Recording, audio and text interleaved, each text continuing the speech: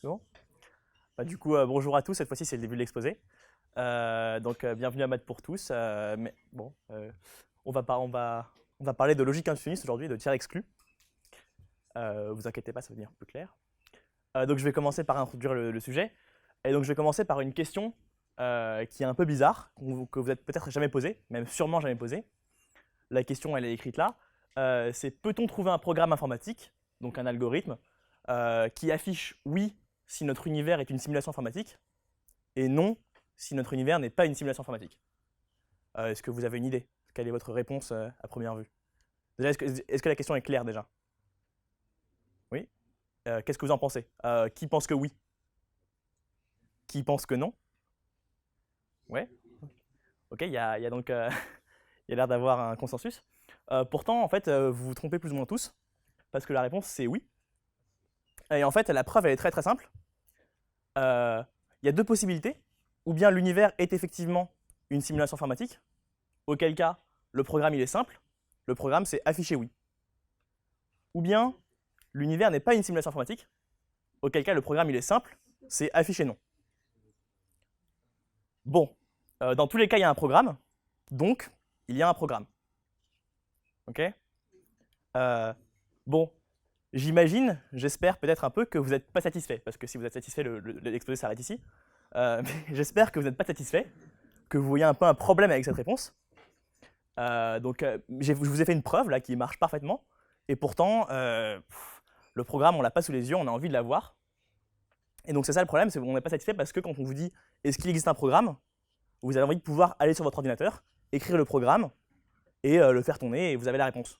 Ici, c'est pas du tout le cas, parce que vous avez deux programmes, l'un marche dans une situation et l'autre marche dans l'autre situation, mais vous savez pas lequel marche, donc vous n'êtes pas avancé. Et donc en fait, pour localiser le problème, on peut voir qu'en fait, il se trouve à cet endroit-là, où on a dit, on a deux cas, ou bien l'univers est une simulation informatique, ou bien ce n'en est pas une. D'accord? Et j'ai conclu, j'ai fait une disjonction de cas, j'ai résolu le problème dans ce cas-là, et j'ai résolu le problème dans ce deuxième cas, et j'en ai conclu que j'avais résolu le problème dans le cas général. Et en fait, ça c'est une instance de ce qu'on appelle le principe du tiers exclu. Le principe du tiers exclu, il affirme que pour toute phrase A est vrai ou sa négation est vraie. D'accord? C'est un principe qui est quand même assez évident dans la vie de tous les jours. Si je vous dis par exemple le ciel est bleu ou le ciel n'est pas bleu, j'aurais du mal à vous voir me dire que c'est pas vrai. Est-ce que certains d'entre vous pensent que c'est pas le cas? Non? Ok. Est-ce que pour une phrase A est vrai ou non A est vrai? Ça paraît une évidence, A est vrai ou A est fausse, c'est presque la définition. Et pourtant, on vient de voir quelque chose d'assez spécial, un cas où on applique ce principe et on a une réponse qui, même si elle est vraie, le programme il existe, je vous l'ai prouvé, elle n'est pas pertinente. Donc en fait, qu'est-ce que ça veut dire? Ça veut dire qu'il y a des cas où le tiers exclu, bien qu'il soit vrai, il soit vrai en un sens, ne soit pas pertinent. Et donc c'est ça qu'on va étudier, on va suivre les pas des intuitionnistes du XXe siècle. Histoire de l'intuitionnisme. L'intuitionnisme, c'est en fait la philosophie ou pas la philosophie, mais le courant mathématique qui consiste à refuser le tiers exclu. En fait, plus précisément, plutôt que refuser le tiers exclu, c'est ne pas l'accepter. Alors vous pouvez me dire c'est la même chose, mais en fait, puisqu'on n'accepte pas que A est vrai ou A est fausse, refuser le tiers exclu, c'est pas pareil que ne pas l'accepter. Donc c'est un courant mathématique et philosophique qui s'est développé au début du XXe siècle, sérieusement, avec des mathématiciens comme Brouwer, Eyting, Kolmogorov aussi, qui est un mathématicien hollandais dont j'ai affiché les dates pour en faire un peu d'histoire, qui n'était pas satisfait par certains principes mathématiques, notamment par le fait que parfois on avait des preuves, comme celles que je vous ai présentées, qui, même si c'était des preuves mathématiques précises, ne donnaient aucune information. Par exemple, le programme que je vous ai présenté, même s'il existe, vous n'avez aucune information. C'est comme si je vous dis le ciel est bleu ou le ciel n'est pas bleu, vous avez zéro information, puisque même si la phrase est vraie, voilà. Et donc, voilà, donc on va... et donc, bon, ne pas accepter le tiers exclu, c'est quand même quelque chose qui est très fort, vu que le tiers exclu, je vous ai dit que vous êtes d'accord que c'était évident comme formulation. Et donc ne pas l'accepter, c'est faire c'est faire quelque chose de très audacieux, de très surprenant. Et on peut se poser des questions. Qu'est-ce qui se passe quand on enlève le tiers exclu? Notamment, est-ce qu'on peut démontrer les mêmes théorèmes? C'est-à-dire que est-ce que mathématiquement, parce qu'on est quand même ici pour parler de mathématiques, est-ce que ça change quelque chose en s'interdisant d'utiliser le tir exclu? Alors je précise que c'est bel et bien s'interdire d'utiliser et non pas réfuter, parce que c'est pas la même chose. Bon, en fait, on peut... Bon, je vous en parlerai plus tard, mais... Donc c'est ça la question qu'on va se poser au cours de l'exposé. C'est est-ce que mathématiquement, on perd des choses en se retirant sur ces choses-là? Donc, bon, comment répondre à la question? Bon, on est dans la vraie vie, donc le tir exclu est vrai, donc soit la réponse c'est oui, soit la réponse c'est non. Donc, si on voulait répondre que oui, on peut répondre à tous les mêmes, on peut prouver les mêmes théorèmes dans la en s'interdisant d'utiliser. Comment est-ce qu'on pourrait faire? Est-ce que vous avez une idée de comment faire pour prouver que oui, effectivement, je peux démontrer les mêmes théorèmes? N'hésitez pas à répondre à haute voix, comme ça, sans lever la main. Ouais? Ouais, ok, très bien. Mais est-ce que si on les démontre tous, peut-être qu'il y en a qu'on va démontrer avec le tir exclu, mais qu'on ne peut pas démontrer encore sans tir exclu. Donc ceux qu'on n'a pas trouvés encore. Tu vois, parce que là tu dis on démontre tous ceux qu'on a déjà trouvés, peut-être qu'il en manque dans le futur. Ouais. Mais là c'est une question de... ok, ce que je veux dire c'est que est-ce que tous les théorèmes que je peux démontrer éventuellement avec le tir exclu, je peux les démontrer sans? T'as raison, c'est plus clair comme ça. Ouais.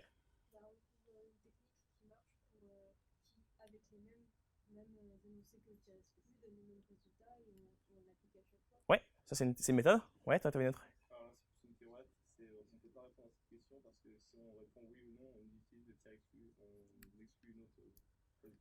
Alors, ok, c'est comme je l'ai dit dans... Alors effectivement, il y a pas a priori, il n'y a pas forcément de réponse si on raisonnait intuitionnistement, mais je vous l'ai dit, dans la vraie vie, le tir exclu il est vrai même s'il n'est pas pertinent. Donc on va plutôt écouter ta camarade qui dit quelque chose de très, très pertinent. On pourrait, c'est une méthode, transformer toute démonstration qui utilise le tir exclu en une démonstration qui n'utilise pas. Une méthode de faire une telle transformation, ce serait de prouver, sans tir exclu, toutes les instances du tir exclu. C'est-à-dire, je me donne une phrase A et je prouve que A ou non A. Si j'arrive à prouver que A ou non A sans utiliser au préalable le tir exclu, eh ben, je pourrais transformer effectivement toute démonstration qui utilise le tir exclu en une démonstration qui n'utilise pas. Comment faire pour répondre non? Est-ce que vous avez des idées si la réponse est non, comment on ferait pour répondre non? Trouver des contre-exemples, ouais.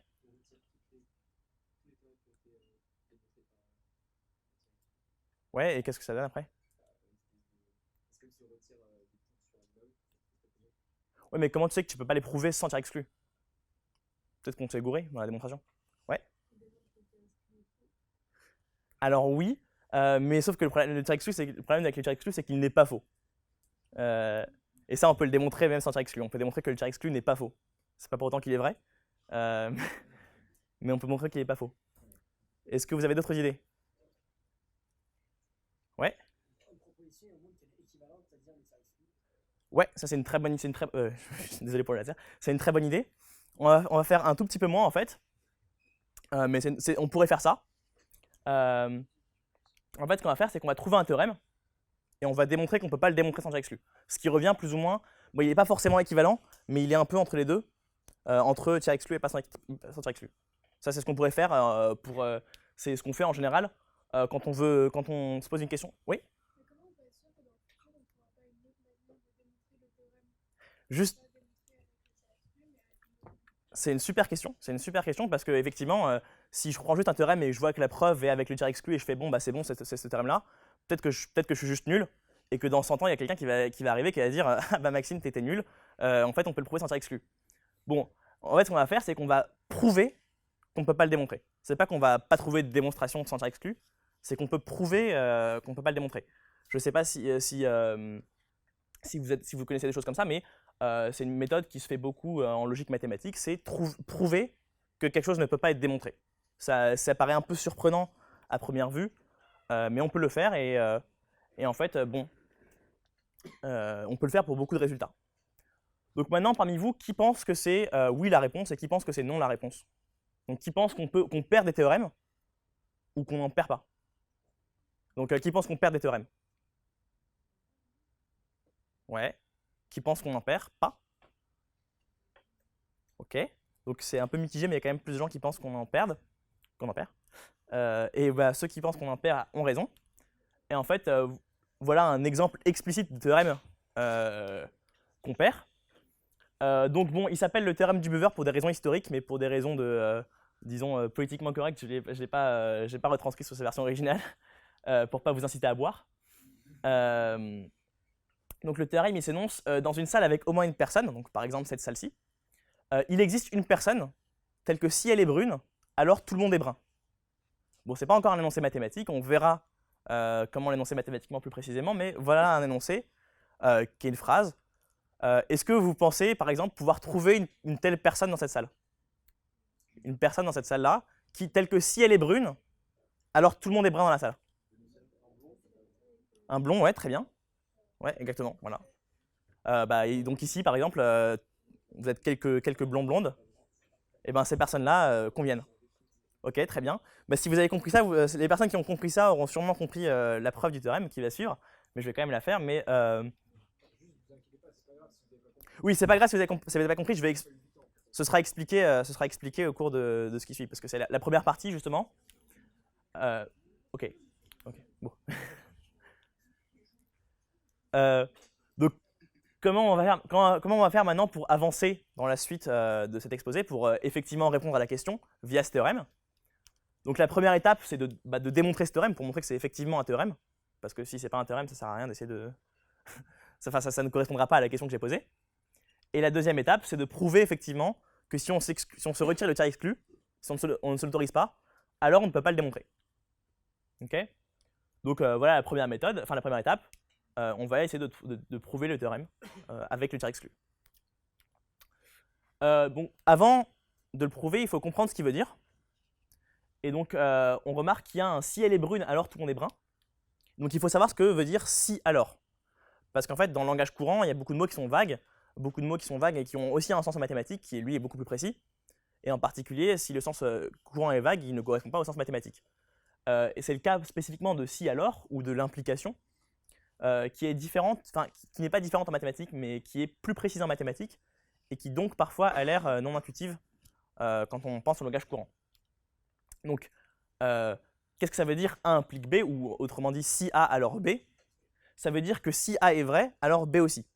Bon, peut-être que ça a l'air d'être tautologique ce que je raconte, mais ce que ça veut dire, c'est que pour regarder la vérité de A implique B, ou de si A alors B, on suppose que A est vrai, et on vérifie que dans les cas où A est vrai, B est vrai aussi. Mais dans les cas où A est fausse, A implique B sera vrai. J'expliquerai plus précisément plus pourquoi après, si vous voulez. Mais donc, il ne faut pas confondre cette implication avec le conditionnel. C'est-à-dire que c'est pas si A était vrai, alors B le serait. Parce qu'en fait, le conditionnel n'a pas de sens mathématiquement.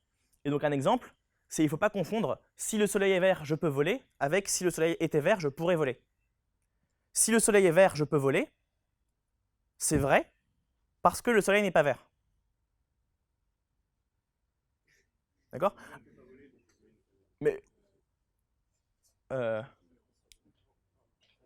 c'est la contraposée, mais ça c'est une autre question. Mais effectivement, mais là, dans l'occurrence, le soleil n'est pas vert, donc cette implication est vraie. Alors que si le soleil était vert, je pourrais voler. Bon, c'est plus des mathématiques parce qu'il y a du conditionnel, mais dans la vraie vie, je pense qu'on est plus ou moins tous d'accord que c'est pas vrai. C'est-à-dire qu'on arrive tous plus ou moins à imaginer un monde où le soleil est vert et pourtant je peux pas voler. Enfin, moi j'arrive à l'imaginer. Donc il faut pas confondre le conditionnel, donc cette phrase-là qui est fausse, avec l'implication qui, elle, est vraie. D'accord? Et donc bon, je vais vous faire même si vous n'êtes pas d'accord avec, c'est ça qu'on va utiliser parce que c'est ça l'implication en mathématiques. Et donc, au moins pour comprendre le reste, acceptez-le le temps de l'exposer. Et après, on pourra en rediscuter pendant la séance de questions si vous voulez. Mais pour le moment, il faut accepter que l'implication, ça se comporte de la manière suivante. Si A et B sont vrais, alors A implique B l'est. Parce que si A est vrai, alors B est vrai. Oui, parce que B est vrai. Si A est vrai et B est fausse, bah alors A est vrai et pourtant B est fausse. Donc l'implication est fausse. C'est ce qui est écrit ici. Si A est fausse et B est vrai, bah B est vrai. Donc si A est vrai, alors B aussi. Donc l'implication est vraie.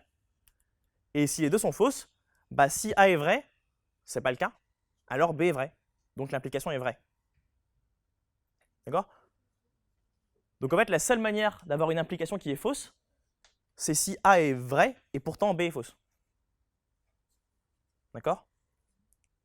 Donc je vais vous donner un exemple pour vous convaincre, pour espérer vous convaincre un peu plus. C'est un parent qui dit à son enfant, si tu as de bonnes notes, alors tu auras une glace. Dans quel cas est-ce que le parent ment? Si l'enfant a des bonnes notes et il a une glace, est-ce que le parent a menti? Non. Si l'enfant a des bonnes notes et le parent ne donne pas de glace, et il n'a pas de glace, est-ce que le parent a menti? Oui. Si l'enfant a des mauvaises notes, enfin n'a pas de bonnes notes plutôt, et a une glace quand même, est-ce que le parent a menti? Voilà.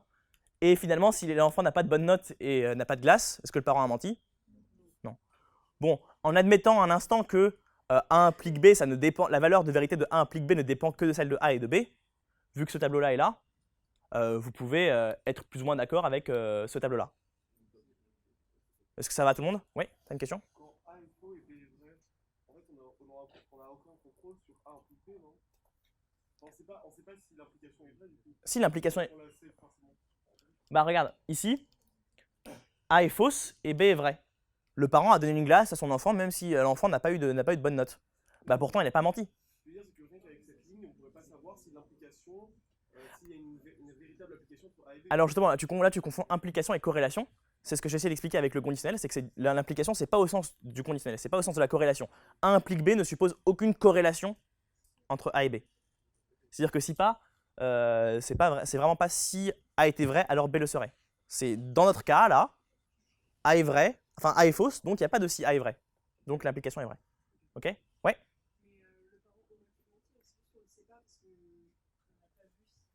Bah non, ouais, il aurait pu mentir, mais là je te demande pas, justement, je te demande pas de conditionnel, je te demande dans ce qui s'est passé là, est-ce que le parent a menti?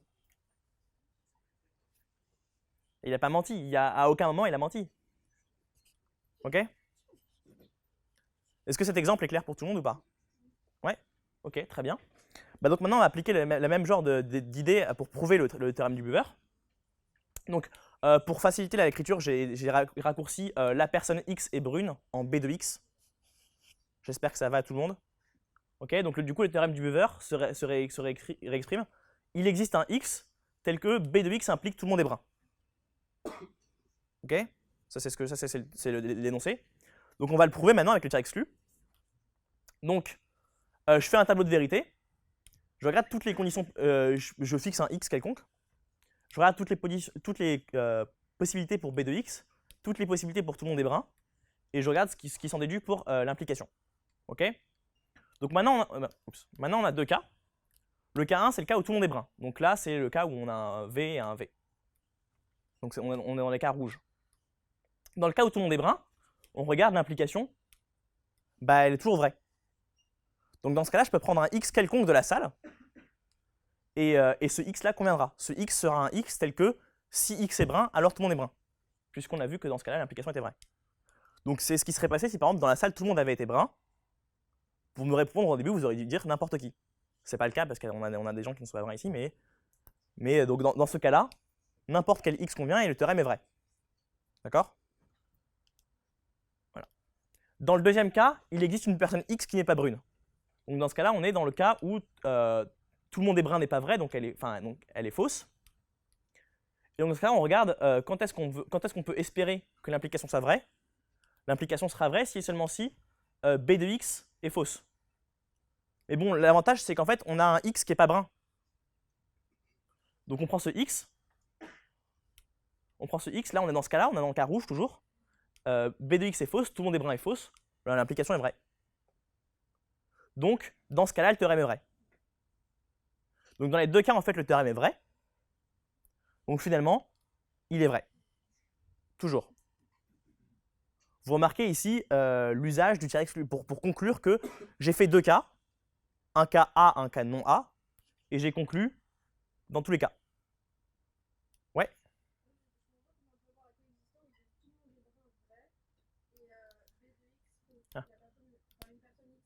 Ah ça? Ouais, on peut pas l'avoir cette ligne. Effectivement, on peut pas l'avoir, mais je l'ai mise dans le tableau comme ça, parce que pour avoir le même tableau. Mais effectivement, on peut pas avoir cette coexistence. Tu as raison, oui. Si c'est plus simple pour vous, effacez cette ligne de votre tête. Ok? C'est bon. Bon, du coup, bah, le théorème est vrai avec le tiers exclu. Voilà, je vous l'ai démontré. Et c'est pour ça qu'il marchait au début de la… enfin, c'est notamment pour ça qu'il marchait au début de la séance. Ok. Donc maintenant, deuxième étape, on va essayer de voir comment est-ce qu'on peut prouver qu'on ne peut pas le démontrer sans tiers exclu. Parce qu'à nouveau, on reprend les remarques que vous avez faites au début de la séance. Je vous ai donné une preuve qui utilise le tiers exclu. Peut-être que je suis juste nul et qu'en fait, il y a plein de preuves qui n'utilisent pas le tiers exclu et que je n'ai juste pas trouvé. Donc il va falloir essayer de se convaincre que le terme n'est pas vrai. Et donc là, la preuve, en fait, elle est très très audacieuse conceptuellement. C'est une idée qu'il fallait avoir à un moment. Il n'y a pas de méthode naturelle pour arriver tout d'un coup tout seul à la solution. Il faut juste avoir l'idée, ce qui est un peu triste, mais ça arrive. Ah mince, oui, ok. Donc, pardon. Donc je vais vous décrire cette méthode.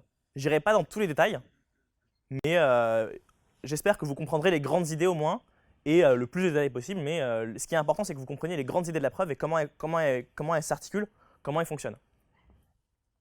Je commence par une petite remarque. Dans la suite, je vais parler d'énoncés. Qu'est-ce que j'appelle un énoncé? C'est une phrase mathématique en quelque sorte. Par exemple, pour tout x, x est brun. Donc ce sont des phrases précises. Et bien sûr, je ne veux pas que vous me parliez dans vos énoncés de, je sais pas, de réel ou d'entier, parce que même si c'est des phrases mathématiques, elles ne concernent pas notre situation. Donc en fait, les énoncés, ce sera des phrases précises. Je laisse ça un peu flou, mais j'espère que vous m'accorderez ce flou pour la suite, qui concerne la situation. Donc je peux dire des choses comme la énième personne est brune, si on a une salle avec des personnes qui sont numérotées. Je peux dire des choses comme la première personne est brune et la troisième ne l'est pas. C'est des phrases qui sont claires et précises et qui concernent effectivement la situation. La énième personne est la seule qui est brune, etc. À nouveau, si on a des personnes qui sont numérotées. Ou encore, il y a au moins 2 personnes brunes. Un exemple d'énoncé, c'est le théorème du buveur, que je vous ai donné avant, qui est précis, qui concerne la situation. D'accord? Est-ce que c'est clair ou pas? Enfin, en sachant que c'est une définition qui est vague, mais est-ce que c'est clair? Plus ou moins. Ouais? Ok. Donc en fait, l'audace conceptuelle de la preuve consiste à changer de point de vue. En fait, on arrête de se dire quelles sont les énoncés qui sont vrais, mais on se demande quels sont les énoncés qu'on connaît, dont on sait qu'ils sont vrais. Par exemple, si je vous dis le ciel est bleu ou le ciel n'est pas bleu, ni l'un ni l'autre, je ne le sais. Je ne sais pas, enfin, sans regarder. Je ne sais pas que le ciel est bleu, et je ne sais pas que le ciel n'est pas bleu. Donc on raisonne non plus en termes plus de ce qui est vrai, mais de ce qu'on sait. En d'autres termes, plutôt que si je vous donne un énoncé, plutôt que d'essayer de déterminer s'il est vrai, je vais essayer de déterminer quand est-ce que je l'apprends. Donc c'est ce que j'ai écrit là. Donc en fait, on passe d'un paradigme de vérité à un paradigme de connaissance. Ça, c'est l'intuition derrière la preuve. Hein. La preuve ne nécessite absolument pas de comprendre cette intuition, mais c'est une intuition qui permettra d'essayer de comprendre comment on va faire. Et donc là, on a une méthode en fait qui se déduit de ce changement de paradigme, qui est que à chaque énoncé A, on va associer un temps T de A. T de A, il représente l'instant à partir duquel on sait que l'énoncé A est vrai.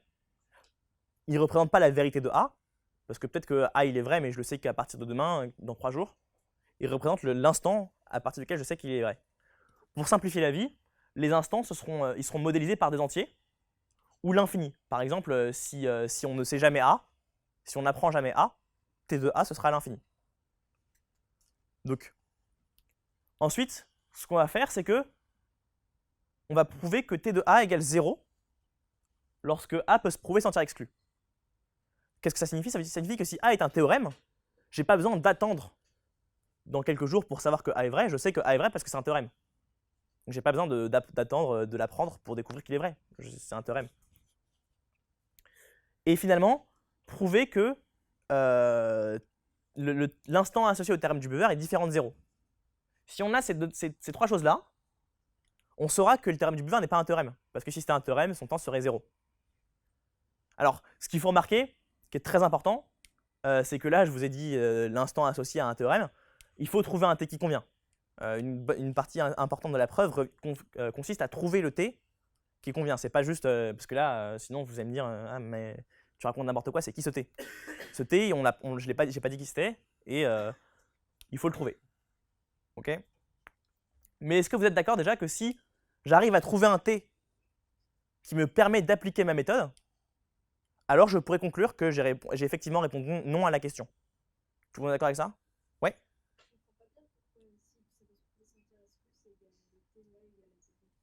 Alors, si tu peux prouver A, d'accord, c'est un théorème.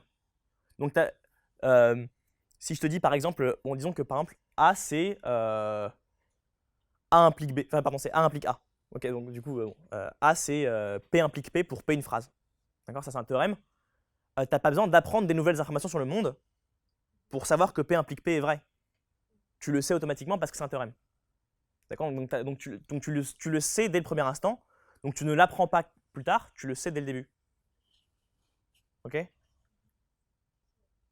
Un théorème, tu sais qu'il est vrai, tu n'as pas besoin de. Ok? Voilà. Donc la démarche qu'on va suivre, c'est d'abord trouver des propriétés sur un t, toujours sans savoir qui est t. Il faudra toujours trouver t, mais c'est d'abord trouver des propriétés sur une telle fonction t qui permettrait d'appliquer la méthode. Et conclure grâce à ces propriétés. Parce que si on. Conclure grâce à ces propriétés et trouver un t qui vérifie ces propriétés. Donc j'ai un peu redit plus ou moins ce que j'avais dit avant, mais en d'autres termes, donc, je vais trouver des propriétés autres que celles que je vous ai données juste avant, qui seront plus simples à vérifier sur le t que je construirai. Ces propriétés qui impliqueront les choses que je vous ai dites juste avant. Et grâce à ça, je conclurai. Et ensuite, je trouve un t qui vérifie ces propriétés qui sont plus faciles à vérifier. Alors, chose très importante, une question qu'on m'a posée quand je préparais l'exposé. Je ne peux pas juste dire je prends t qui vaut 0 si c'est un théorème et 1 sinon. Pourquoi? Parce que ce t, même si effectivement il vérifie mes propriétés, j'ai aucun moyen de le calculer et je ne suis pas avancé. Parce que si je voulais calculer le théorème du Bever et voir s'il valait 0 ou 1, je devrais vérifier si le théorème du Bever est un théorème sans tir exclu ou pas. Donc je ne serais pas avancé. Donc il faut trouver un t. Une contrainte de plus que je n'ai pas écrite, mais qui est quand même importante à garder en tête, c'est qu'il faut que je trouve un t qui non seulement vérifie nos propriétés, mais en plus, je peux le calculer explicitement pour que ça donne un critère qui soit plus intéressant, un critère calculatoire de probabilité. Ok? Donc les propriétés. Ouais. Ah pardon. Pourquoi si on trouve un t, ça implique nécessairement que c'est pas un théorème? On ne peut pas trouver t égale 0 par exemple. Parce que dans mes propriétés, j'ai dit je veux que mon t vérifie ça. Il y aura plein de t qui vaudront 0 sur le terme du Bever. Genre je prends t égale 0 pour tout le monde, il vaut 0. Mais si je trouve un t et dont je sais vérifier que ça, alors tu es d'accord que j'aurais gagné. Ok? Voilà. Donc les propriétés qu'on va désirer pour t, c'est des propriétés qui vont me permettre de calculer t et qui vont me permettre aussi, un peu indépendamment, de trouver quel t va fonctionner. Par exemple, si j'ai un énoncé A, et que si je suppose l'énoncé H, je peux prouver A. Est-ce que vous pouvez imaginer une relation qui relierait leur temps?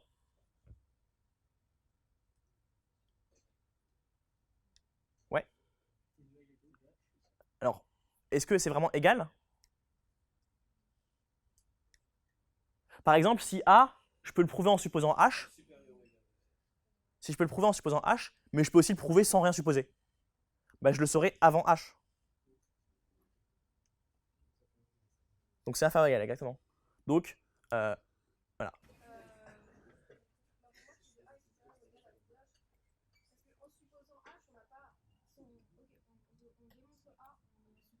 Ouais.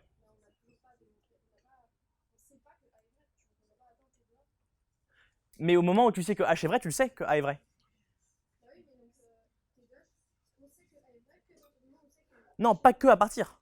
On le sait au moins à partir. Au plus à partir, pardon. C'est-à-dire que dès lors que tu sais T de H, dès lors que tu sais T de H, tu sais T de A. Donc c'est-à-dire que l'instant où tu as appris A, il était avant.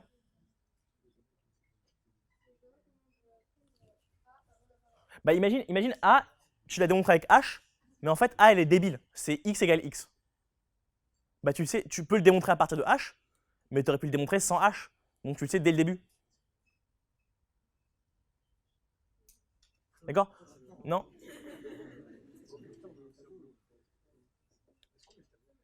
Le tableau. Mais à la fin, il y en a un feutre,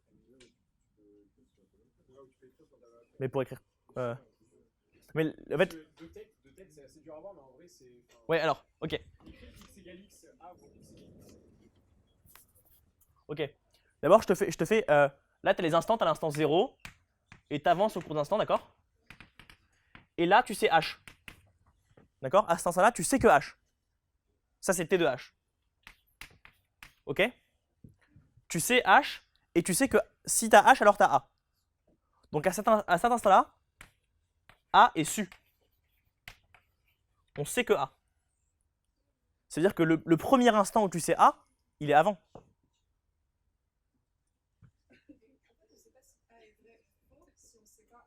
Oui, mais h, tu le sais là. À ce moment-là, tu le sais h.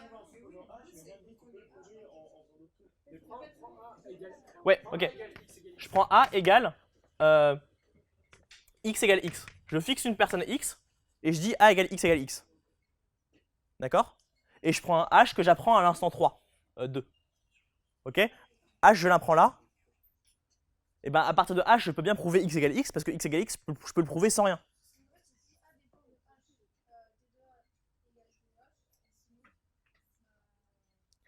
Alors, tu peux le voir comme ça, mais en fait, dépendre de h, ça n'a pas beaucoup de sens en fait. C'est pas une notion mathématique, mais tu peux te l'imaginer comme ça un peu, oui. Mais peut-être qu'en fait, h, tu le savais avant a. Ah non, a, tu le savais avant h. Okay. Donc si on peut prouver a sans être exclu, en supposant h, on veut cette condition-là. D'accord? Et en fait, bon, pour plus de liberté, je change h en plusieurs propriétés, donc h1, hn, enfin plusieurs énoncés. Et en fait, bon, bah, on voit que dans ce cas-là, on a envie que t de a soit plus petit que le maximum des temps des hi. Qu'est-ce que ça veut dire? Ça veut dire que si je peux prouver a en supposant les hi, au moins dès que je sais tous les hi, je sais a. Peut-être que j'ai su a avant, mais au moins je suis garanti de le savoir dès que je sais les hi. C'est ça que cette inégalité veut dire. La deuxième propriété qu'on va chercher, c'est on va vouloir donner une expression de t de il existe x tel que a de x. Si a est un énoncé qui dépend de x, qu'est-ce que ça peut être cette chose-là? Est-ce que vous avez une idée de ce que ça pourrait être? À partir de quel moment est-ce que je sais que quelqu'un vérifie a de x? Ouais. T de a. Mais a, il dépend de x. Donc t de a.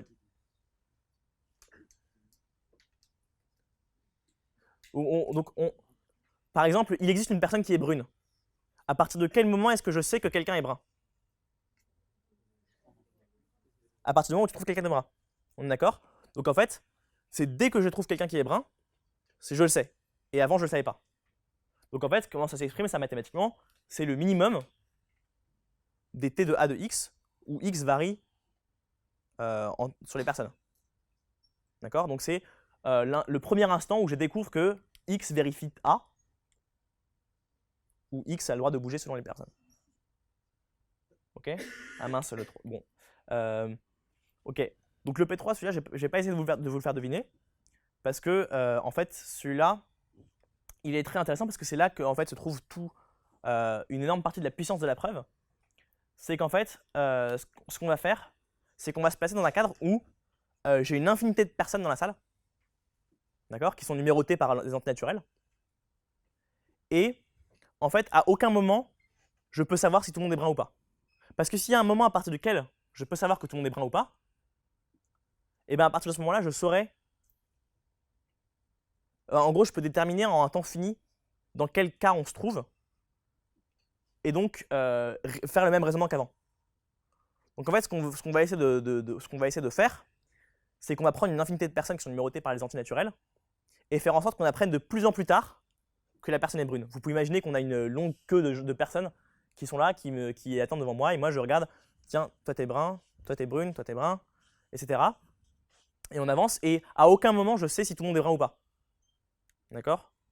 Mais pour autant, tout le monde l'est. Donc qu'est-ce que ça veut dire? Ça veut dire que ce qu'on va vouloir, c'est que l'instant auquel on apprend que la énième personne est brune, c'est n. Alors ça, vous verrez pourquoi c'est utile tout à l'heure. Pour le moment, voilà, dites-vous juste que c'est une propriété qu'on veut pour t, pour un peu intuitivement repousser à plus loin le moment où on peut faire le raisonnement. D'accord? Donc je fais ma remarque sur le cadre.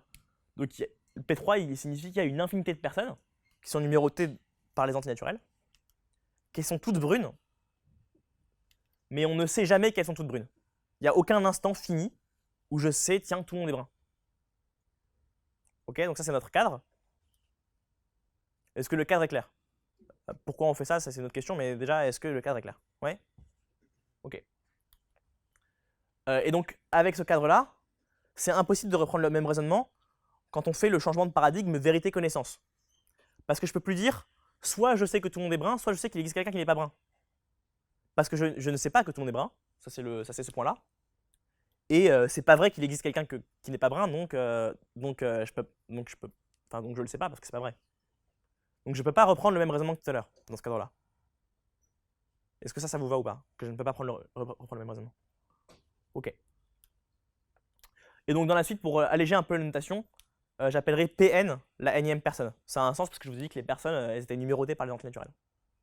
Ok? Voilà.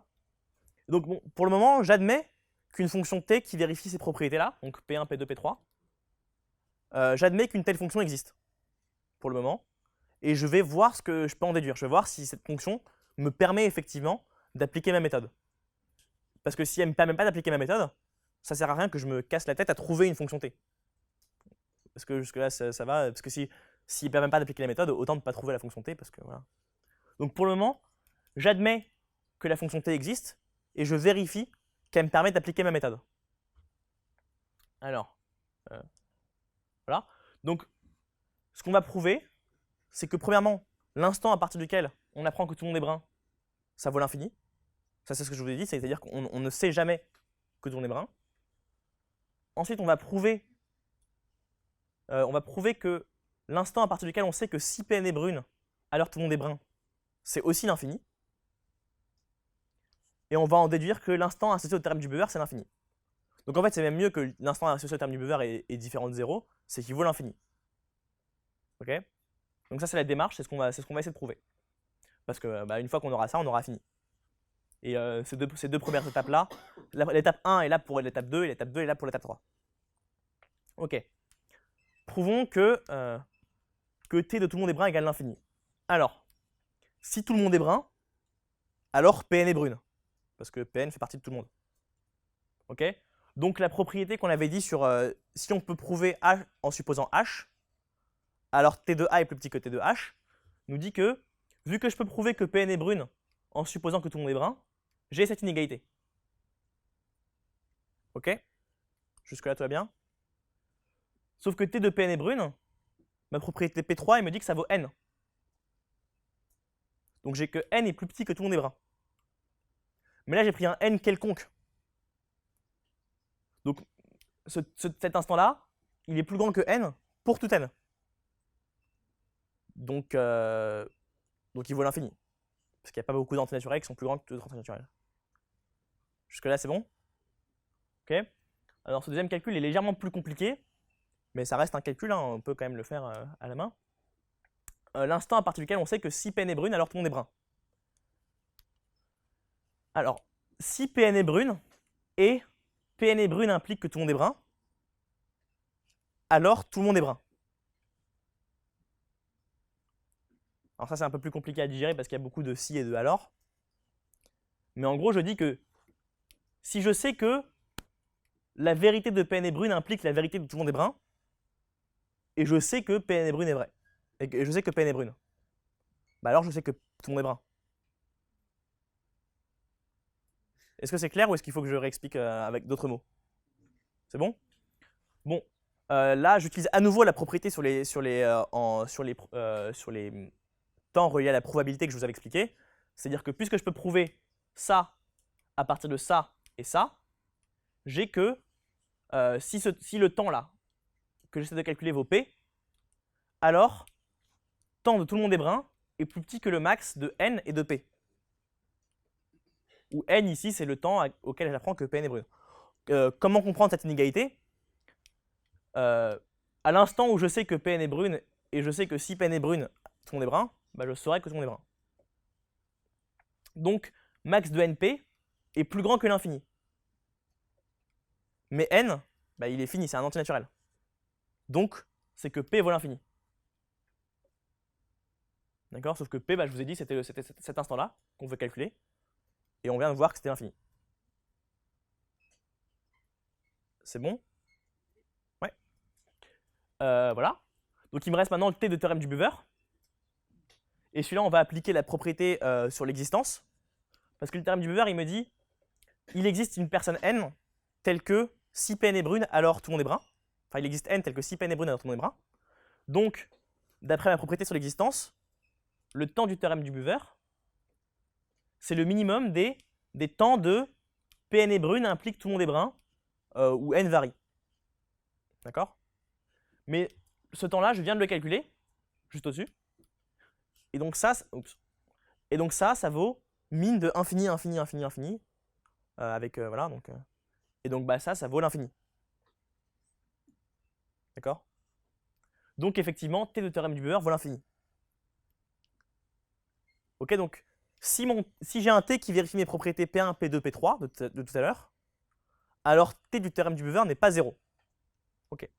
Maintenant, pourquoi est-ce que les théorèmes ont un instant qui est 0? Donc je prends un théorème que je peux démontrer sans tiers exclu. Dans ce cas-là, A peut être prouvé sans tiers exclu avec n'importe quelle hypothèse. Je mets une hypothèse, là j'ai mis une hypothèse bidon qui était de temps égal à 0. C'est pas important de savoir que c'est celle-là. J'aurais pu mettre par exemple il existe x tel que x égale x. Enfin, il me faut juste une hypothèse bidon dont le temps vaut 0.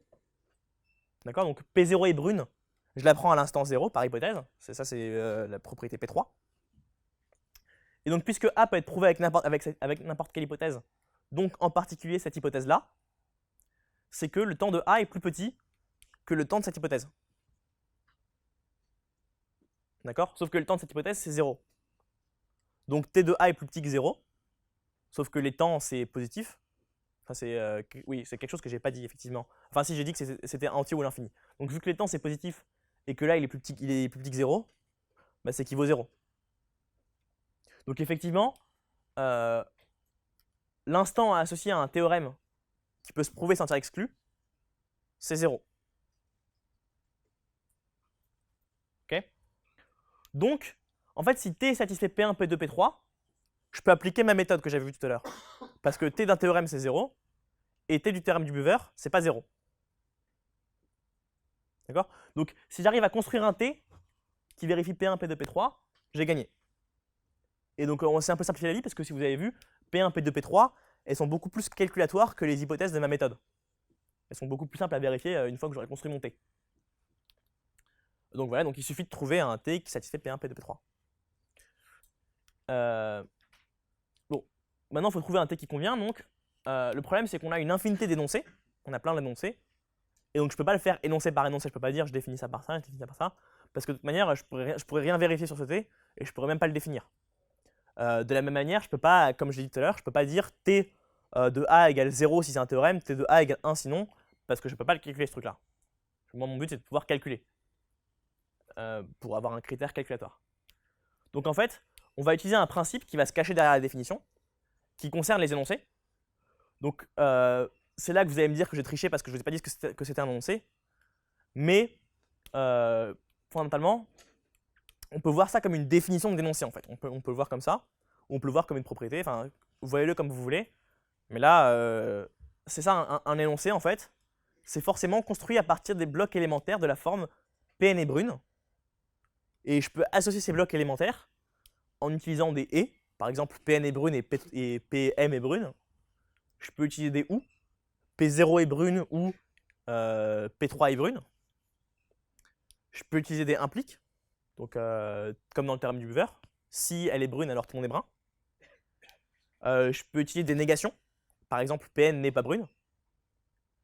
Je peux utiliser des pour tout n, donc ça veut dire tout le monde est, tout le monde, voilà. Ça veut dire pour tout le monde. Vous avez sûrement peut-être déjà vu ça un peu. Et il existe n, c'est-à-dire qu'il y a une personne qui vérifie ça. Donc ça, voilà. Donc ça, c'est si vous voulez, vous pouvez le voir comme une définition d'énoncé ou vous pouvez le voir comme un principe qu'on admet. Pour voir pourquoi il est justifié, en fait, il faudrait aller beaucoup plus précisément et de manière beaucoup plus détaillée dans la définition d'énoncé. Et c'est pas super intéressant. Donc on va s'en tenir à admettre ce principe. Si vous n'êtes pas d'accord avec, admettons-le. Et donc ce principe, bon, je vous donne un exemple sur le théorème du Buver, parce que le théorème du Buver, quand je voulais énoncer, je ne voulais pas énoncer exactement sous cette forme-là, donc avec les blocs élémentaires. Mais donc, hop, donc en fait, on va le décomposer cette forme-là. Donc, il existe, là on voit qu'il y a un il existe, on voit qu'il y a un si alors, un elle est brune, et un tout le monde et un est brun. Donc ça va se retranscrire sous la forme que j'ai donnée, sous la forme suivante. Donc, il existe une personne devient il existe n. Si elle est brune devient Pn est brune implique, tout le monde devient pour tout m, et brun devient PM est brune. D'accord? Donc maintenant, si vous essayez de voir un peu les exemples, enfin si vous voulez voir un peu les exemples que je vous avais donnés, c'est très facile de se convaincre que tous les énoncés seront plus ou moins de cette forme-là. Un énoncé précis qui concerne notre situation, ce sera assez facile de se convaincre qu'il ressemble plus ou moins à ça. Et en fait, en mathématiques, ce que je vous ai dit juste au-dessus, ce principe-là, en rajoutant évidemment des blocs élémentaires, il est vrai en mathématiques en général. C'est-à-dire qu'on peut toujours construire tous les énoncés mathématiques qu'on utilise en pratique en partant de blocs élémentaires, en utilisant ces choses-là qu'on appelle des connecteurs et des quantificateurs. Donc, et d'ailleurs, en terminale, on commence un peu à le voir. Je ne sais pas si on le fait beaucoup, mais on le voit un tout petit peu. Enfin bref. Tous les énoncés mathématiques intéressants sont plus ou moins cette forme-là. Ça, c'est quelque chose à nouveau que la pratique nous a appris ou bien qu'on a déterminé. Enfin bref, pour le moment, pour l'exposer, on va l'admettre. Et donc, ce principe va nous permettre en fait de définir T pas à pas. C'est-à-dire qu'on va décrire comment déterminer T de manière et la description elle-même sera très algorithmique, calculatoire en un sens, donc ce qui permettra de faire des calculs effectifs et donc de vérifier P1, P2, P3. Comment on définit pas à pas? On définit T sur les blocs élémentaires. Par exemple, ici, on va avoir envie que T de Pn et brune soit n. Et ensuite, on décrit, on définit T de A et B, T de A ou B, T de A implique B et T de non A, en fonction de T de A et T de B. En gros, on décrit ces choses-là en fonction des choses qu'on a définies avant. Par exemple, on décrira T de Pn et brune et Pm et brune en fonction de T de Pn et brune, T de Pm brune. D'accord? Pareil, on va définir T de pour tout n A de n et T de il existe n tel que A de n en fonction de T de A de n. D'accord? Donc, en admettant le principe et en admettant que la décomposition de notre énoncé sous la forme de blocs élémentaires et de connecteurs soit unique, ça donnera une bonne définition de T pour tous les énoncés. Et une définition qui effectivement est calculatoire, parce que si j'ai un énoncé qui est écrit sous la forme que je vous ai donnée, bah à chaque fois, comme j'ai une description, je peux à chaque fois redescendre, arriver au bloc élémentaire, là je sais ce que ça vaut, et remonter mon calcul. Donc j'ai un algorithme qui me donne le temps d'énoncer. J'ai une manière effective de calculer le temps d'énoncer. D'accord? Donc maintenant qu'on a vu comment la définition allait se dérouler, je vais vous donner la définition. Elle n'est pas aussi importante que les méthodes. C'est-à-dire que la définition, elle est à peu près un peu technique.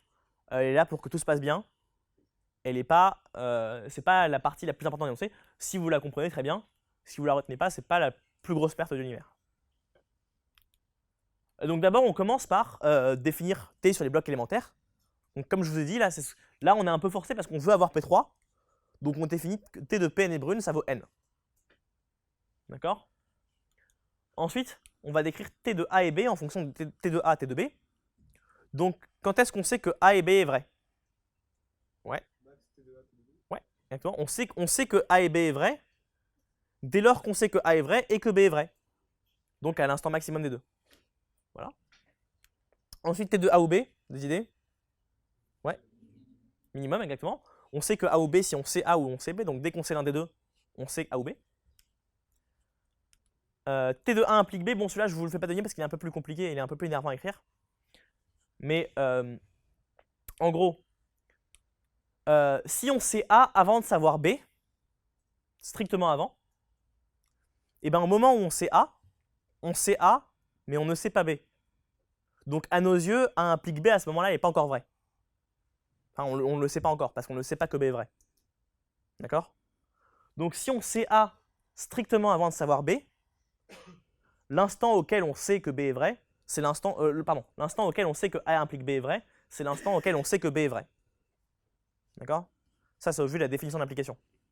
Et par contre, si on sait A pas plus tôt que savoir B, bah en fait, c'est que A implique B est vrai.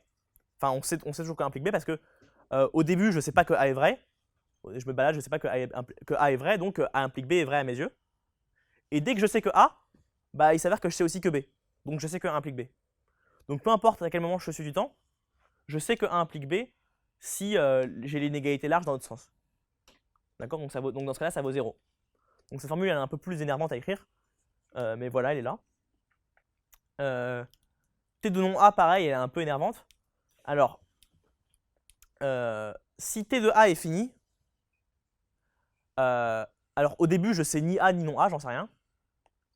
Mais dès que j'arrive à A, bah, je sais que A. Donc je sais que non A n'est pas vrai. Donc non A, en fait, on ne sait jamais. Il n'y a aucun moment où j'arrive, je me dis, tiens, non A. D'accord? Et au contraire, si A est infini, bon, bah ça c'est un peu. C'est plus compliqué à justifier avec l'intuition. C'est un moment où l'intuition s'érode un peu parce que c'est une intuition. Il y a quand même des mathématiques formelles derrière. Donc bon, bah là on met 0. C'est-à-dire que si on ne sait jamais A, on considère qu'on sait non A.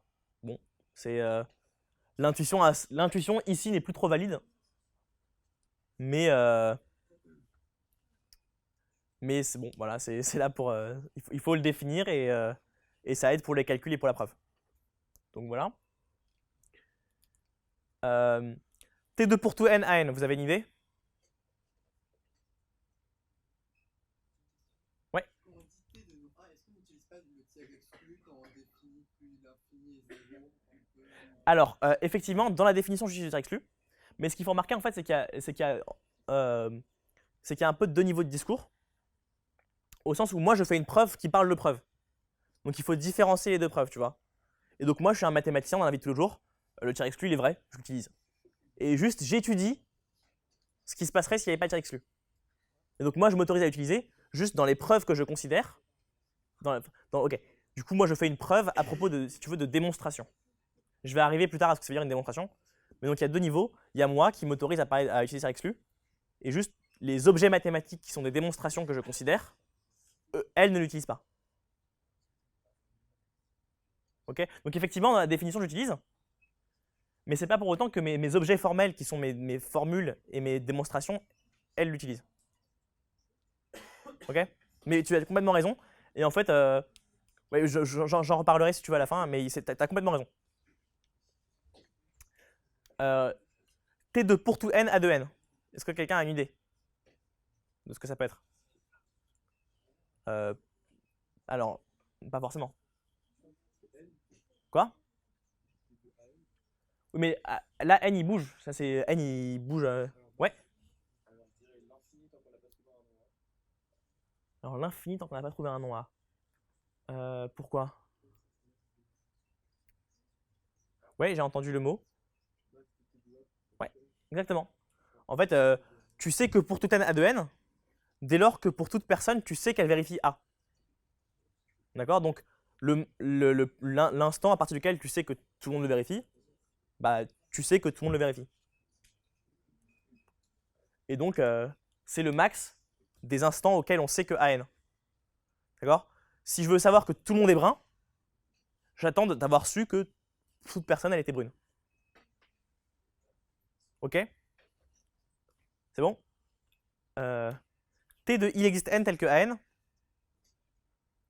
Des idées? Ouais, c'est ça, exactement, c'est le minimum.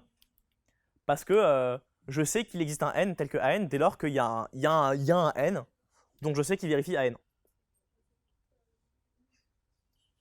Non, mais si vous avez des questions, il ne faut vraiment pas hésiter. Hein. Non, mais me laissez pas parler. Si vous avez des questions, posez-la moi. Ouais. Alors ça, je l'ai mis comme hypothèse. C'est moi qui définis, comme je définis sur les blocs élémentaires, c'est moi qui choisis, et je mets T de Pn et brune égale N.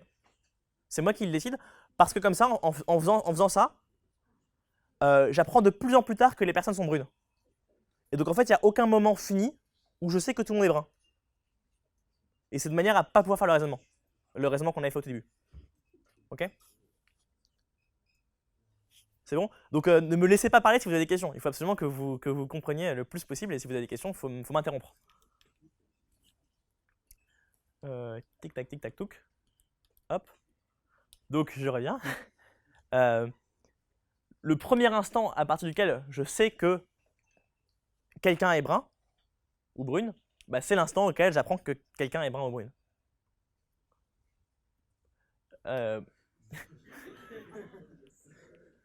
Et donc ça, on repère aussi que c'est comme juste au-dessus, T de Pn et brune, c'était P3. Là, on retrouve P2. Donc en fait, P2 et P3, ce n'est pas des propriétés de T qu'on déduit de la définition, elles font partie de la définition. Donc j'ai même pas à les vérifier en fait, c'est genre elles sont là, elles me sont données. D'accord? Donc en fait là, je viens de vous définir T en définissant pas à partir des blocs élémentaires et en construisant avec les connecteurs et les quantificateurs. Et j'ai automatiquement P2 et P3 qui sont vérifiés. Donc en fait, j'ai quasiment plus aucune vérification à faire. J'ai plus qu'à vérifier P1. Alors P1, si on se rappelle, je ne sais pas si je vais remonter. P1, si on se rappelle, c'était la propriété sur T de A plus petit que T de H. Donc je remonte. J'aurais dû le réécrire. Hop. Voilà. Tac, tac, tac, tac, tac. P1, c'était cette propriété-là. C'est si je peux démontrer A à partir de H1, Hn, alors le temps de A est plus petit que le max des T de H1, Hn. Okay, donc dès que je sais les HI, je sais A. Donc je savais A avant de savoir les HI. Au plus tard en sachant les HI. Et donc ça, c'est ça qu'il faut que je vérifie. Donc le truc, c'est que maintenant, je vous ai encore un peu arnaqué. Je ne vous ai pas dit que c'était une démonstration. Je vous ai dit si je peux démontrer à partir de machin, alors on a ça. Mais je ne vous ai pas dit que c'était une démonstration. Donc pour vérifier P1 proprement, il faudrait plus de détails sur ce qu'est une démonstration. Une démonstration. Donc je vais vous donner quelques détails. Je ne vais pas vous donner tous les détails, parce que déjà, pour donner tous les détails, il faudrait donner tous les détails sur les énoncés. Mais je vais vous donner la grosse idée, et en espérant que ça suffise, et au pire, vous aurez des questions, et j'essaierai d'y répondre. Donc l'idée, c'est qu'une démonstration, en fait, c'est une suite d'énoncés, avec des hypothèses, qui sont reliées entre elles par des règles de déduction. Entre eux, du coup, parce que là, j'avais mis formule. L, c'est énoncé. Donc c'est E. Donc c'est une suite d'énoncés avec des hypothèses qui sont reliées entre eux par des règles de déduction. D'accord? Donc en fait, par exemple, quand vous êtes en maths, en cours de maths, vous voulez démontrer une propriété sur les entités naturelles. Et à un moment, vous dites, bon, bah, supposons maintenant que n est pair, j'affirme ça, par telle règle de déduction, vous ne l'écrivez pas comme ça, mais par telle règle de déduction, je peux en déduire ci, je peux en déduire ça. Tac, j'ai ma propriété sur n pair. Bon, bah, j'ai donc démontré que dès lors que n est un entier pair, j'ai ça. D'accord? Ou dès lors que x est un réel positif, j'ai ça, etc. Donc ça, c'est l'idée. Et donc, l'idée pour vérifier P1 maintenant, c'est de montrer, ça va être de montrer que chaque règle de déduction préserve la propriété P1. Alors, qu'est-ce que ça veut dire? Ça veut dire qu'au tout début, hop, j'ai P1 qui est vérifié, j'applique une règle de déduction, j'ai encore P1 qui est vérifié. Pour le voir plus visuellement, je vais réutiliser le tableau du coup. Disons qu'à un moment, j'ai les hypothèses H1, Hn, d'accord? Et j'énonce A. Donc j'ai supposé que n était pair, qu'il était positif, plus grand que 3. Et j'ai prouvé quelque chose sur A. J'ai prouvé quelque chose. Et à cet endroit-là, je suppose que la propriété P1 est vérifiée. C'est-à-dire je suppose qu'à ce moment-là, j'ai effectivement TA qui est plus petit que le max des temps. D'accord? Et Et on suppose que j'ai prouvé que chaque règle de déduction, effectivement, chaque règle de déduction préserve la propriété. Ça veut dire que dès que j'applique une règle de déduction, là, hop, règle, et que j'obtiens des hypothèses différentes, et un énoncé différent, mais qui sont reliés au précédent par la règle, et que là j'avais cette propriété-là, alors en passant là, c'est préservé. D'accord? Donc là on a toujours T de B plus petit que le max des T de H'(I). Et bien prouver ça, ça suffit à prouver que dès lors que je peux prouver A à partir des hypothèses H1, Hn, j'ai cette propriété. Pourquoi? Parce que le premier énoncé avec hypothèse de ma suite, d'accord, il va pas apparaître comme ça, il va apparaître aussi par une règle de déduction. D'accord? Et donc lui, il vérifiera cette propriété, et ensuite c'est préservé au cours de ma démonstration. Et quand j'arrive à la fin de ma démonstration, ça a été préservé à chaque étape, donc c'est préservé à la fin, donc j'ai effectivement ça. C'est un peu une preuve par récurrence. Si vous connaissez la preuve par récurrence ou pas encore? Ouais. Ok. En gros, je prouve que c'est vérifié, que ça marche étape par étape. Je prouve que l'étape n implique l'étape n plus 1. Et je sais que l'étape 0 c'est vérifié aussi. Donc je sais qu'à chaque étape c'est vérifié. Donc à la fin de ma preuve, c'est vérifié. D'accord? Donc pour vérifier P1, il faudrait montrer que chaque règle de déduction préserve cette propriété. Alors ça, je ne sais pas à quel niveau de détail je vais le faire, mais je ne vais pas le faire. Parce qu'il faudrait, comme je vous l'ai dit, rentrer dans les détails des règles de déduction. S'il reste du temps à la fin pour des questions ou pour préciser ça, je pourrais le faire. L'important, en fait, de se rendre compte, c'est que en fait, cette vérification-là, elle est mécanique. C'est-à-dire qu'elle ne demande pas d'imagination. C'est juste, si je connais les règles de déduction et que je connais ma définition de T, je peux faire la preuve sans aucun problème. D'accord? Par exemple, une des règles de déduction, celle qui permet de commencer les preuves en général, c'est une règle qui paraît débile, mais c'est en supposant H1, Hn, j'ai le droit d'affirmer Hi. Bon. Ça, c'est une règle de déduction. Elle a l'air plutôt cohérente. Et effectivement, T de Hi est plus petit que le maximum des temps, des Hi, des Hj. D'accord? Et donc, toutes les étapes, toutes les règles de déduction se traitent à peu près de la même manière, c'est-à-dire que c'est jamais compliqué. Il faut juste savoir ce que sont les règles de déduction, savoir et connaître la définition de T, mais c'est jamais compliqué, c'est purement mécanique. C'est pour ça que je ne le fais pas, parce que ce serait pas intéressant pour vous de me voir faire tac, tac, tac, donc tac, tac, tac, et enfin ce serait purement mécanique sans beaucoup d'intérêt. Si vous voulez, je pourrais préciser à nouveau, mais c'est pour ça que je ne l'ai pas fait. Et là, vous allez me poser une question, enfin, vous posez peut-être la question, je l'explicite. Pourquoi est-ce que ce que je viens de faire jusque-là, ça ne marche pas quand je rajoute le tiers exclu? Parce que pour le moment, à part dans le début, je ne vous ai pas parlé de tiers exclu dans toute la seconde partie. Alors pourquoi ça ne marche pas? Effectivement, quasi tout marche, sauf la vérification de P1. Donc c'est là que je vous arnaque un peu à nouveau. Parce qu'en fait, dans la vérification de P1, toutes les règles en fait, de déduction de la logique classique, sauf le tiers exclu, sont très naturelles en un sens, que je ne vais pas détailler, mais elles sont assez naturelles pour que effectivement la vérification soit mécanique. Mais la vérification n'est pas mécanique pour la règle tiers exclu. La règle tiers exclu, dans ce contexte, comment elle s'exprime? Elle s'exprime de la manière suivante, c'est quelles que soient mes hypothèses H1, Hn, quel que soit mon énoncé P, je peux affirmer P ou non P. Ça, c'est le tiers exclu. D'accord? C'est ce que j'avais dit au début. C'est peu importe ce que vous me dites, je peux dire P ou non P.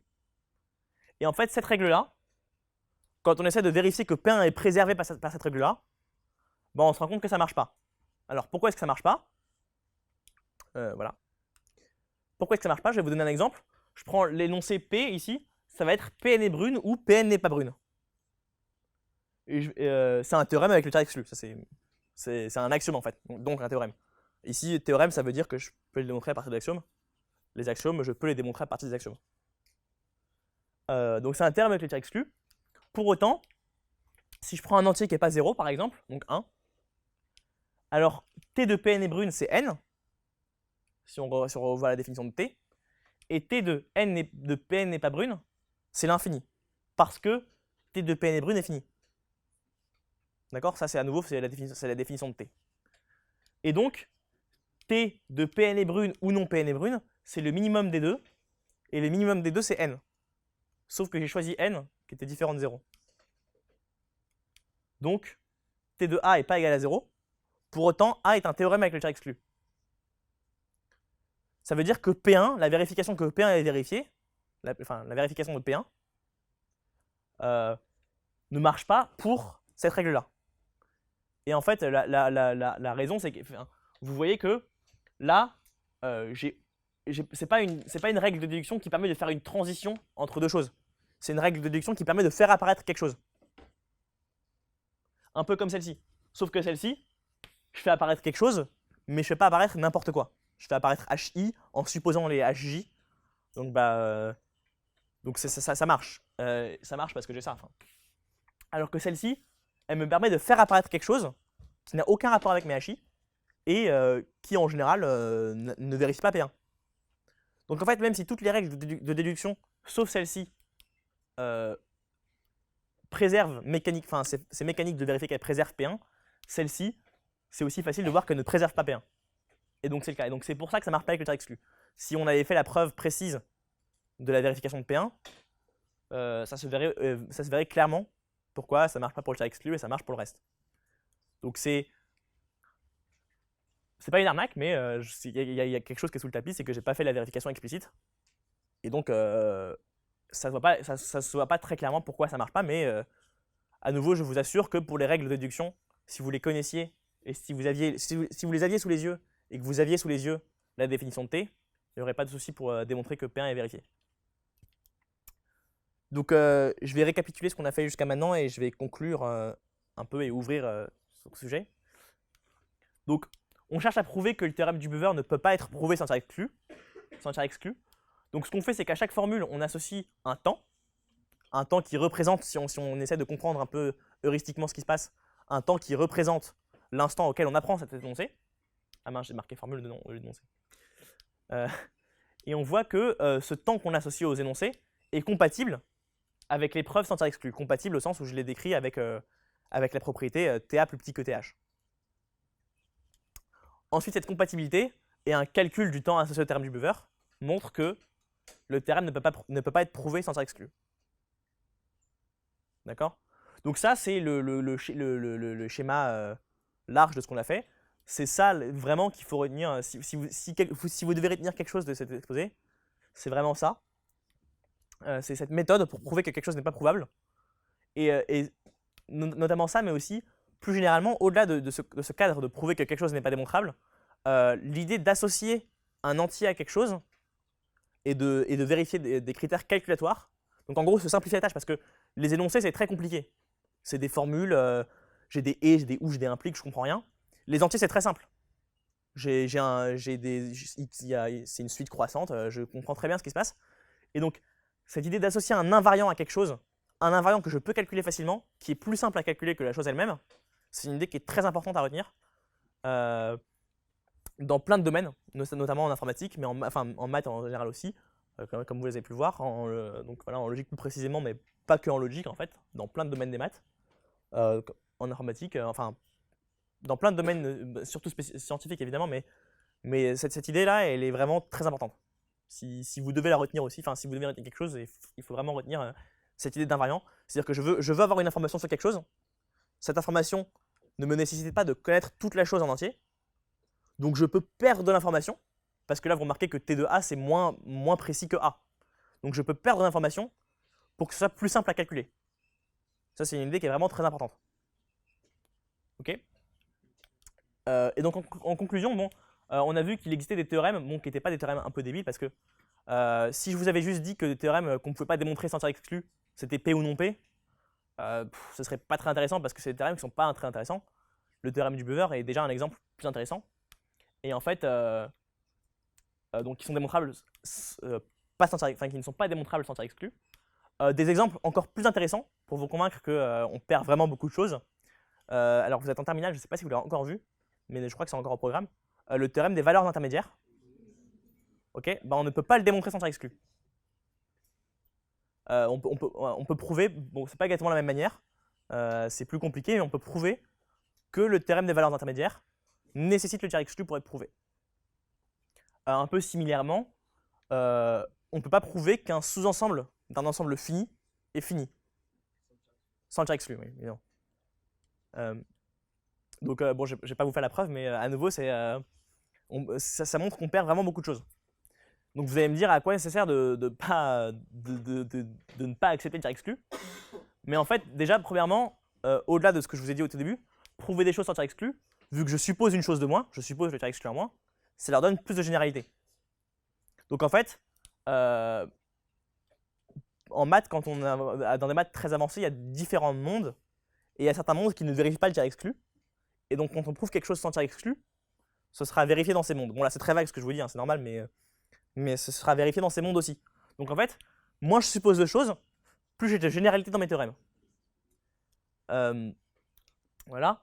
Et ces mondes, ils peuvent être intéressants à étudier, même pour les gens qui n'étudient pas spécifiquement la logique. C'est-à-dire que je vais donner des noms au hasard comme ça, mais en géométrie algébrique, par exemple, on utilise parfois ces mondes. Et parfois, ça peut simplifier beaucoup de preuves.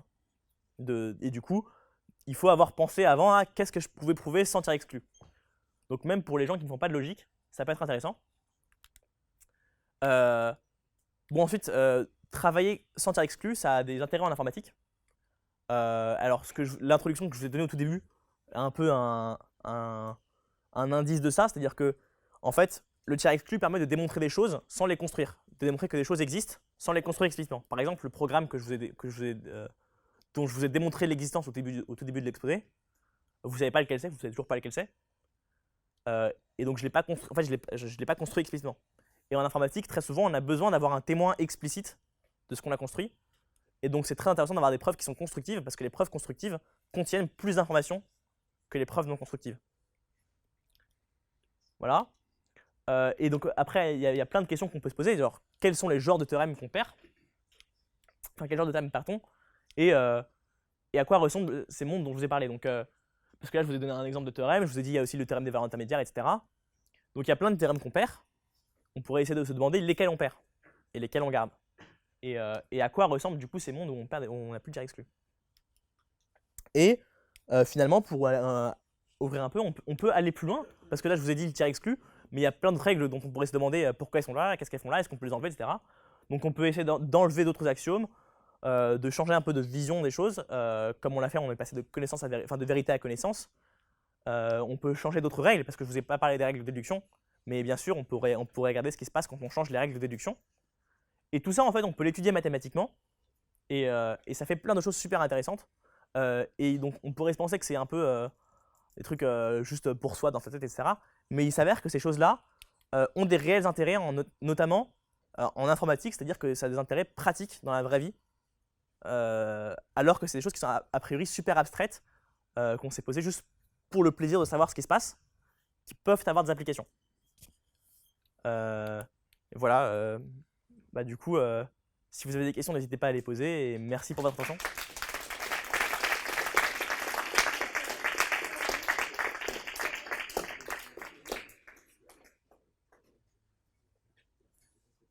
Ouais. J'ai une question, mais c'est pas un problème un peu de faire des preuves avec tiers exclus pour démontrer les trucs? Enfin, c'est la question que quelqu'un a posée. Oui, effectivement. Ok, c'est la question que quelqu'un a posée. Je me demande si c'est pas un problème. Alors, c'est pas un problème au sens où, donc comme je vous l'ai dit, en fait, il faudrait aller plus loin dans la définition. Pour faire une preuve, pour rendre ma preuve là, complètement rigoureuse, formelle, etc., publiable dans un article, il faudrait aller plus loin dans ce que c'est une formule, plus loin dans ce que c'est une démonstration. Il faudrait définir ça formellement. Donc ce qui se passe, c'est que moi, je suis un mathématicien, je ferai des preuves sur des objets qui sont des démonstrations et des énoncés. Vous remarquez que j'ai utilisé deux mots différents pour faire un peu de distinction, c'est-à-dire que moi, je fais des preuves, mais je parle de démonstration. D'accord? Et donc ce qui se passe, c'est que les mathématiciens et mathématiciennes, entre eux, utilisent le tiers exclu parce qu'on considère que c'est vrai. Il y en a qui ne le font pas, hein, mais on considère que c'est un principe qui est vrai, donc on l'utilise. Mais il s'avère qu'on veut étudier ces choses-là, qui sont des objets syntaxiques, les énoncés et les démonstrations, on veut les étudier, et on veut étudier ce qui se passe quand on s'autorise certaines règles de déduction sur ces objets. Ce n'est pas des règles de déduction qu'on s'autorise sur nous. Je ne sais pas si vous voyez un peu la différence, mais c'est-à-dire que ce n'est pas nous, on se restreint ce qu'on s'autorise à faire, si on restreint les objets qu'on étudie. Et donc, en soi, on peut, nous, utiliser le tiers exclu pour démontrer des choses sur des formules, enfin sur des démonstrations qui, elles, ne l'utilisent pas. D'accord? Mais effectivement, si j'avais une preuve sans tiers exclu, elle serait plus générale, parce qu'elle serait valable même dans les mondes où il n'est pas vrai. D'accord? Mais ça se fait. Il y a des gens qui travaillent dans la vraie vie, qui ne parlent pas d'énoncés et de démonstrations probables ou pas avec tiers exclu, qui eux se disent bon bah je ne m'autorise pas le tiers exclu dans mes preuves. Ça, il y a des gens qui le font effectivement. Et la preuve telle que je vous l'ai faite, en tout cas telle qu'elle, ne peut pas être faite sans tiers exclu. Il faut la modifier un peu. A priori, on peut. Je pense qu'on peut. On peut la modifier de manière à ce qu'elle marche sans tiers exclu. Mais là, effectivement, telle que je vous l'ai faite, pour la définition, elle utilise tiers exclu. Et un exemple qui est encore plus frappant et qui rajoute quelque chose dans ma conclusion que je n'avais pas écrit, c'est encore avec les fonctions continues. Vous savez qu'une fonction continue, c'est une fonction qu'on peut tracer comme ça. Et en fait, comme je me suis enlevé un axiome, qui est le tiers exclu, je peux supposer plus de choses que je ne le pourrais avec cet axiome. C'est-à-dire que c'est des choses qui seraient contradictoires avec cet axiome, mais qui ne le sont pas quand je l'enlève. Okay, alors peut-être que ce n'est pas clair pourquoi, mais c'est le cas. C'est-à-dire que si je m'enlève des hypothèses, je peux en rajouter d'autres à côté, parce que je peux prouver moins de choses, donc en particulier, je peux contredire moins de choses.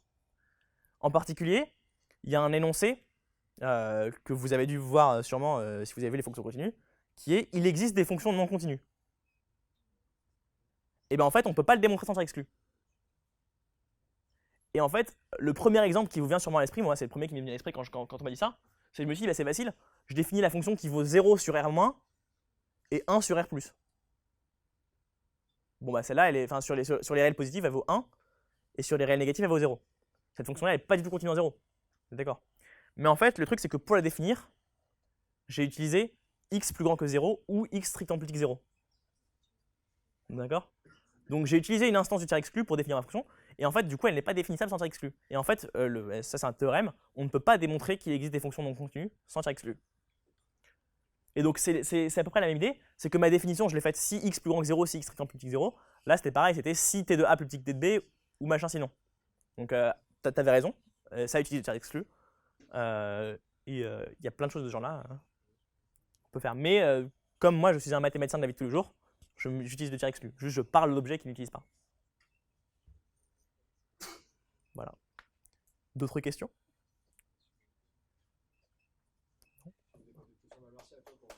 Merci à vous pour votre attention.